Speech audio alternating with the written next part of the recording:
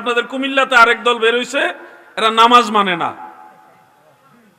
5 ওয়াক্ত নামাজ মানে না। আবার বলে আর যাব না মোল্লার বাড়ি, কি করছে কসম খেয়েছি।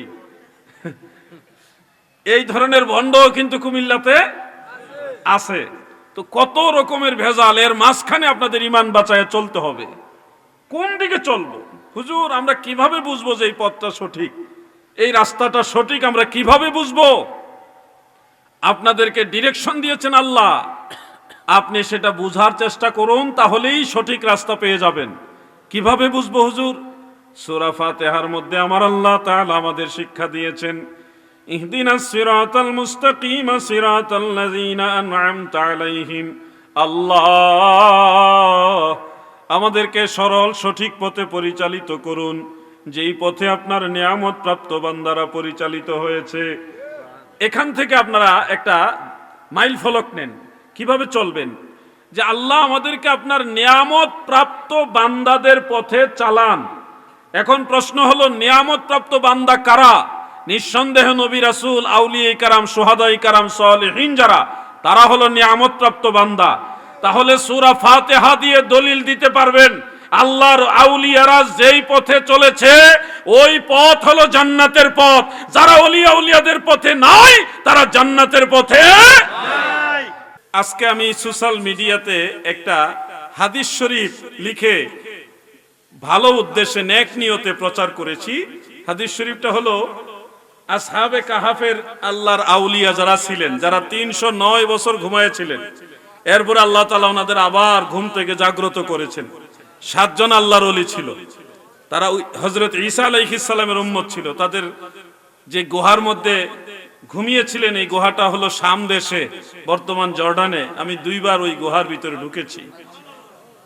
তো সেই গুহায় আল্লাহর আউলিয়ারা যারা আল্লাহ তাআলার নির্দেশে ঘুমিয়েছিলেন, পরে ইন্তেকাল করেছেন, এই 7 জন আল্লাহর আউলিয়া শেষ জামানায় আবার পুনরুজ্জীবিত হবে। আল্লাহ তাদেরকে আবার জীবিত করবেন এবং তারা ইমাম মাহদী আলাইহিস সালামের সাথে সৈনিক হয়ে ইসলামের শত্রু যারা, তাদের সাথে জিহাদ করবে। সুবহানাল্লাহ। সেই গুহা থেকে তারা আবার বের হবে আল্লাহর আউলিয়ারা।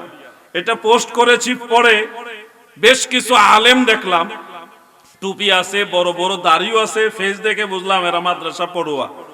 ওনারা বলতেছে এই ধরনের কথা, মন গড়া কথা, এগুলি কোথায় পেলেন, রেফারেন্স দেন। এরপর আমি রেফারেন্স দিলাম, আখরাজাহু ইবনু মারদাওয়াই ফি তাফসীরিহি, এদুল লিখে দিছি। কয়গুলি তাফসীরের কথা মানা যাবে না। তাফসীরের কথা কেন বললেন আপনি? ওনার তাফসীর কি সঠিক কিনা চিন্তা করেন। ইমাম ইবনু মারদাওয়াই রাহমাতুল্লাহ আলাইহি সে তো চিনে না।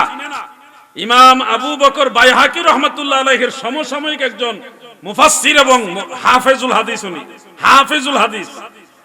বেচারা কো উনারটা মানা যাবে না। পরে আমি বললাম এটা ওনার কথা নয়, উনার তাফসীরের মধ্যে উনি এটা বর্ণনা করেছেন আন ইবনে আব্বাস মারফুআন, হযরত ইবনে আব্বাস রাদিয়াল্লাহু আনহুমা থেকে মারফু সূত্রে, মানে এটা আল্লাহর রাসূল বলেছে আসহাবে কাহাফের আউলিয়ারা পুনরুজ্জীবিত হবে, ইমাম মাহদী আলাইহিস সালামের সাথে আবার তারা মিলিত হয়ে সহযোগী হয়ে বেঈমানদের বিরুদ্ধে যুদ্ধ করবে। আল্লাহর নবীর হাদিস এটা। সুবহানাল্লাহ।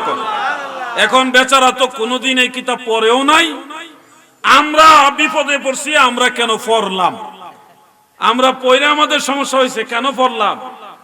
এই জন্য মাঝে মধ্যে যখন দলিল দেই, কিছু মানুষ মনে করে এগুলো জাল হাদিস, কারণ বেচারা এই কিতাব কোনোদিন পড়ে নাই। তাফসীর ইবনু মারদাওয়াই, এই কিতাব কুমিল্লা অঞ্চলের মধ্যে হয়তো 2-1 জনের ঘরে আছে, 2-1 জনের ঘরে আছে, আর অন্য কারো কাছে পাওয়া যাবে বলে আমার মনে হয় না।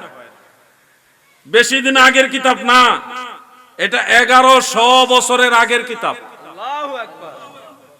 সেই কিতাবের মধ্যে এই হাদিস উল্লেখ রয়েছে, আসহাবে কাহাফের আউলিয়ারা ইমাম মাহদী আলাইহিস সালামের সৈনিক হবে। আপনারা কি ইমাম মাহদী আলাইহিস সালামের পক্ষে থাকবেন না? সবাই বলেন থাকবেন কি না?